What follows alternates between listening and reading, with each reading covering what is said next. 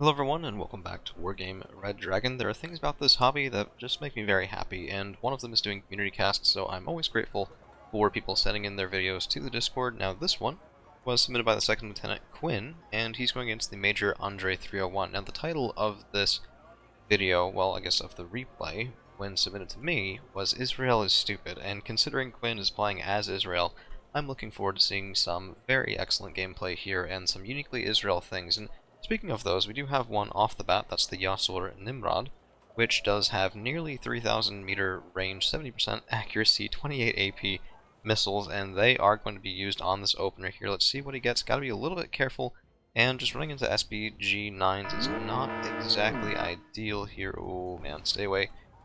Yeah, that's a big ouch. Okay, so starting off with quite a bit of losses in favor of the Major Andre 301, who is, it looks like, doing a bit of a classic push here, going into Triangle, and then pulling some of the rest of his stuff into the near side of Bravo.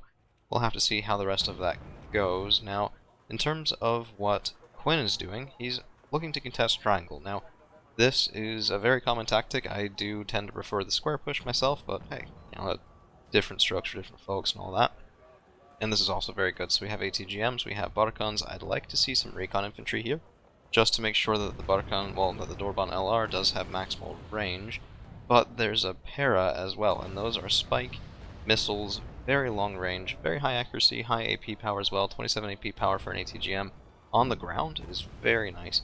And this looks so far so good. I don't know, maybe a little bit of back and forth, but Merkava 2A will do decently here. You just gotta be careful of the low ammo counts. Only 9 shots, which goes by very quickly in this sort of shooting gallery type situation almost. Here comes the big tanks from Andre 301 and 2 T-72s. That's going to be rough to deal with just one spike here, especially because you can usually count on Majors to have very good smoke micro, and actually that tank went into a hiding position right there, so he knows about this, he drove his tank right into it. Very nice work there, and a little bit of engagement going on this side. Okay, very well. Para getting the kill, or the Rovite, a little hard to tell. Okay, so far so good. If we look at control of the map, it looks like Quinn has decent enough control of the low side of Bravo, and this fight could be going worse, which, against someone who's much higher ranked, which Second Lieutenant, you have First Lieutenant, Captain, and then Major, so 3 ranks, but a fairly increasing amount of ELO per rank, is often the best you can hope for, particularly in the early game. Well, I don't know, sometimes the early game can go very in your favor, and sometimes you just have to wait to try and grind them out, which is of course more of the Israeli deck kind of way. And okay, the Merkava 2A is out of main tank gun ammunition, which is unfortunate. T-55 would be dead, BVP would be dead, Scratcher would be dead. This is why I've been taking the 2B a lot lately. It's basically the same exact tank, just without the Mark 19 frag launcher, and with a heck of a lot more main gun ammunition. Doubled Cepha B by. Okay. That's fine. I would have liked to have seen, so far be it for me to criticize a Major, although I do have some surprises for you guys with playing ranked games recently. We should have a couple of rank increases, I think, if all goes well, so we'll see when we get back to my own games as well after a couple of community casts. I've got some fun stuff to cast for you. Careful now with this FB. Yeah, okay, if you see... Interesting. That's Finland, this is a generic Red Fort deck. We saw the T-72 OBR 1989s, those are of course Soviet.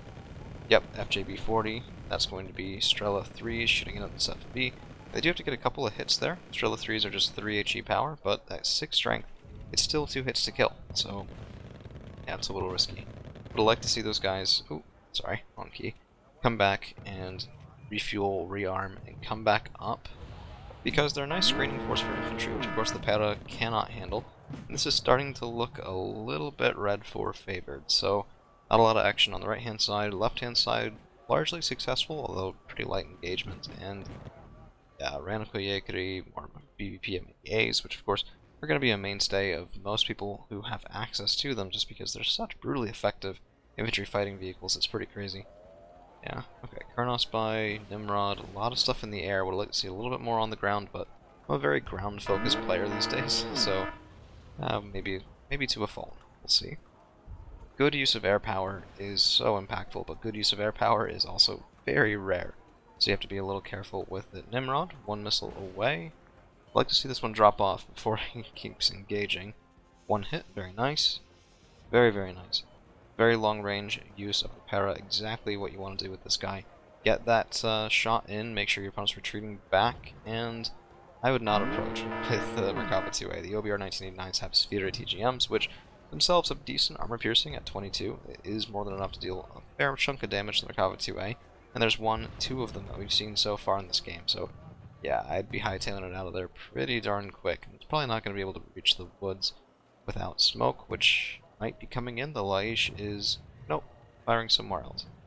And FJB cleaning out these Rove, that's a little unfortunate too, so, okay. Ooh. Yeah, okay. That's one of the OBRs down, side shot off the spike it looks like. That has to be, yeah, no, that's good, that's very good. Okay, yeah, this is why you really want those TFEs to survive. The Nimrod can clean out things like the M84A very nicely here. We should have a couple of hits and a kill. One shot away. Okay, never mind. Yeah, TFE killing those Mechanizovana would have been very nice as well. It's just, keep your helicopters alive. They're so fragile, but they're so powerful as well. You just can't afford to lose them, especially as Israel, where everything, kind of like USSR, everything's decently expensive or decently slow. So the roll rate in the 5-point bucks is very slow, very good, very grindy, but that's kind of rough. And then Shaitet.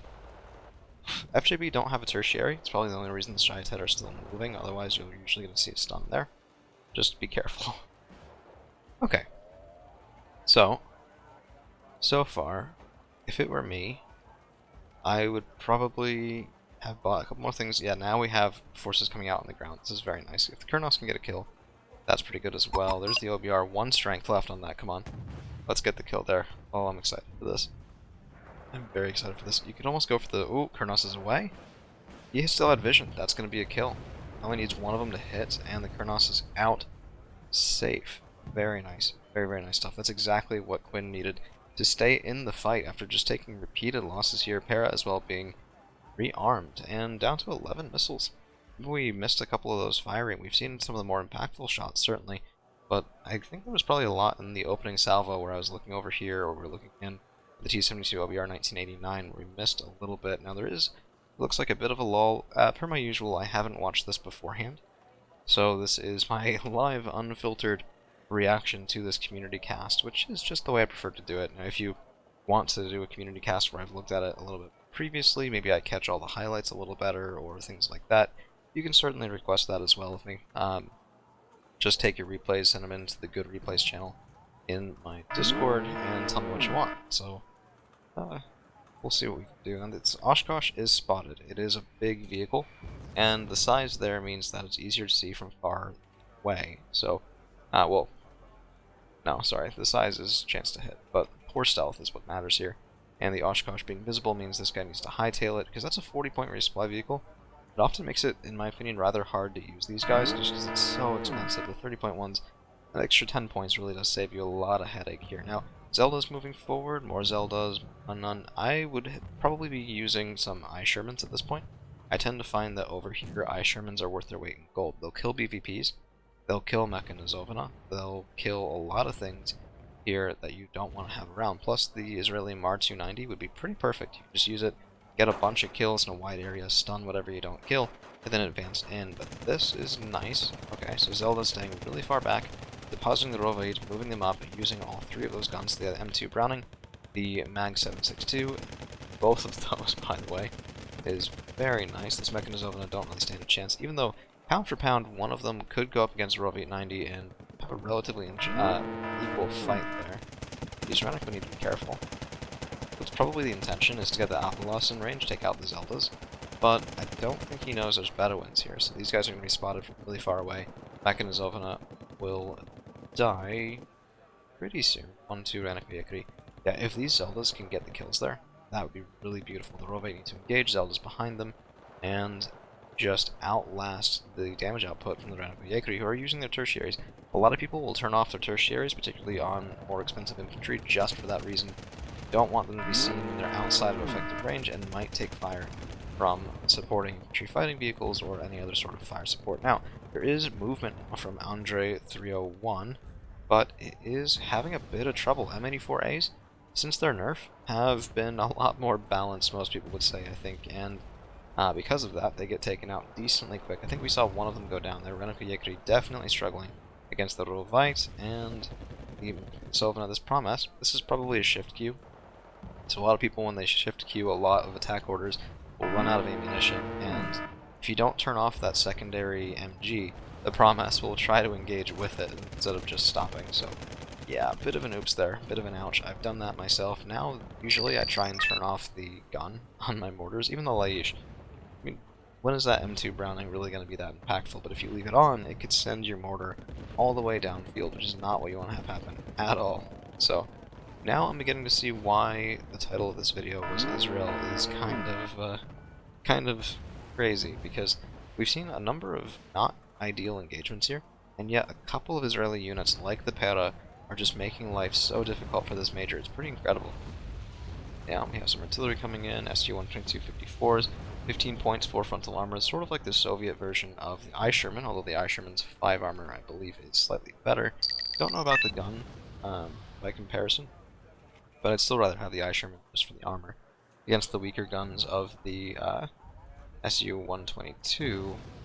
Shouldn't be that much damage per hit. This MA-54A is in so much trouble. Look at that. Oh no, okay. Better lucky than good sometimes. Works for me as often as it works for my opponents, and that smoke will save his life. I like to see the Pera healed up, and this Kernos is a little greedy. These are some pretty cheap vehicles. One missile. Really, one. Okay. Got the kill too. Fair enough. My guess is... Ooh, I don't know. That needs to die. That really needs to die, especially if there's reliance on planes there. ITO 90s can and will, every once in a while, get the kill on planes at close range, especially if there's double OSA back there as well. Now, Eisherman's doing exactly what I said they would, coming up here, taking out those SU-122-54s, and providing excellent fire support in for the Rovite, which are being, I guess, we're just, this is so cheap too. It's 30 points for a double stack, and they got so much work done. We saw the Renako Yekiri die, 35 points for each of those. 70 points total, not to mention the line infantry, the Mechanizovna, and this is what I would Mar 290, because you might get a lucky kill on the M84A. At the worst, you take out a 40-point supply vehicle with the Mar 290, and it's only a 90 points piece of artillery itself. So you do that, you get a really valuable first volley in, and you're well on your way to paying for yourself outside of the psychological impact that it puts on your opponent, which is never something you should underestimate. People hate being artilleried. People hate being artillery successfully more than anything else, so really go for it. Use that Mar 290. I was a skeptic too for a while. I saw them get used by Quicksilver, who of course did a lot of the teaching for me, particularly when I was newer at the game, and definitely recently as well. And he is a wizard with those things. I mean, his Mar 290s, I swear, they are borderline unfair. Probably a missed micro there is my guess as well. The Laish almost certainly wasn't trying to smoke the enemy position. Or no, okay. Those... Okay, so the red 4 player is smoking, blue 4 player is hitting. There we go. This is one of the calmest games I've seen in quite a while. Usually, my games are very much constant attacks from both sides, pushing, probing, trying to get any inch of ground that you can. Kernos going in, and brutal couple kills there off the Kernos. We saw him go up in veterancy. Second Kernos, by the way, not just the first one, so there should be 2. I think the first one already got to train, so I say that, and it didn't die. So this one getting up to train as well should mean that there are 2 in play right now, and a big push coming in from Andre 301. He needs this as well. Well, I don't know. Honestly, with 25 minutes left in the game, I really would have liked to see a cap on Bravo by now from Quinn, but he's getting points to the battlefield. He's getting the kills that he needs.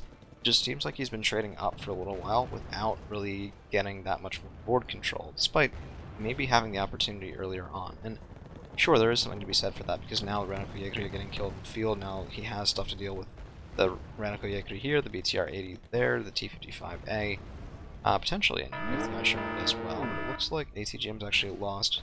Kind of successful red 4 push there, and this is why you need that early tick, particularly on zones, well, maps that only have +1 zones, and particularly these two, where Bravo and Golf are so easy to contest. It can be really difficult to make up for a 122-point gap in score with 25 minutes left, because you think about it, if blue caps Bravo and blue caps Golf right now, all red needs to do is counter cap inside of about 10 minutes, and they're fine. And they can stay they can force blue just be locked out of winning the game without taking one of these zones completely, which red has been attacking in here for a while, and every time they do, they do get kills. So it's conceivable that the Major could, in theory, prevent Quinn from ever really locking down one of these zones completely, because M84A, not killed by the Kurnos, is mostly healed, but this para, man, oh my goodness. We're going to take a look at the kill list on that, and a second one coming in. That's so greedy. I love it. It's so greedy, though. Oh, man. Okay, we're going to take a look at the kill list on those at the end of this game, because they have to be just bonkers. One of them's been around the entirety of this match. Another Kurnos coming in, Kurnos 2000, making sure that those radar ground elements are just offline, and another set kills. Just, oh man, constant Kurnos. This is the second one, yep. Yep, evac ordered. Not a bad call. If you don't have eyes on anything, it's really just, maybe just get them out, make sure that the bombing run's effective, that you spend your time over the enemy. That's very risky for enemy air defense. And air superiority fighters, which by the way, we haven't seen a single one from Red 4 so far this whole game. And if your ground-based AA can't reach, sometimes you have to dive, particularly to cover in advance, where you're going to be running out ahead of your own anti-air net. And these Kurnoses from the Blue 4 player, from Quinn, have just been so brutally deadly. It's absurd. Kurnos even trying to clear out the LSTR, which could be. Would have liked to have a bit better center mass in the town block. Yeah, he just moved out of it and moved back in. It's unfortunate. Golf is capped for red. Andre is ticking. Now, Quinn does need to cap Bravo, for sure. But if he can push entirely out of golf, that might also just end the game there, too. Yeah. We only have about a minute and a half left in the replay. I'm really curious what happens from this board state, because yeah, it seems just like Andre 301 at this point plays the long game. Oh, okay. Was that a kill? I don't think that was a kill. We would have had higher veterancy on the Doorbun than previously. Okay. Yeah, what happens in under a minute? We have 50 seconds, and game ends. And I genuinely don't know what's going to cause that to happen. One of the players has to concede. I wonder if it's Quinn, just because golf is ticking for red. There's only 22 minutes left in the game. He has to deal with that. Okay, finally an Auxiliary Pakud coming out. Seed Kurnos. Pushing coming from red. This could be it. Para. Oh, that para. So brutal, man. Just so brutal. Okay, because now all this stuff's in the open. There's the Seed Kurnos, there's the regular Kurnos. Looking for that M84A, and I think it's going to be probably that Kurnos bombing run that... Oh, nope. Oh, there's the para shot. Beautiful. Beautiful, beautiful, beautiful. Yeah, okay. I think Quinn has just crushed the will of the Major to keep playing, because that, by the look of it, is going to be a victory for Quinn. I hope that was a ranked game. It will really increase your rank there. And, well, that's what you always have to hope for. Look at the kill list on this para. This is absurd. SPW-80, PvP, of course 15 points each for those, 10 points on the XA-180s, that's up to 50 total. M84A is 95, so that's 145. Prom S, etc. Oh, man. Yeah. 2-to-1, well, nearly 2-to-1, I think, for the para, in terms of kills to price. Rakava 2As did pretty well. Would like to see these guys stay alive or resupply their guns, but that initial contact is very tough, particularly when dealing with the OBR 1989s and M84As. Cephab Bs probably didn't quite pay for themselves, but the Kurnos very much did. Look at that. OBR 1989, a couple of Mechanizovna in their BVPs, T55s, VDV90, FJB40. Beautiful Kurnos play right there. Probably won him the game. So, that's what we've got for you guys today. Thank you all for hanging around, and we'll see you again real soon.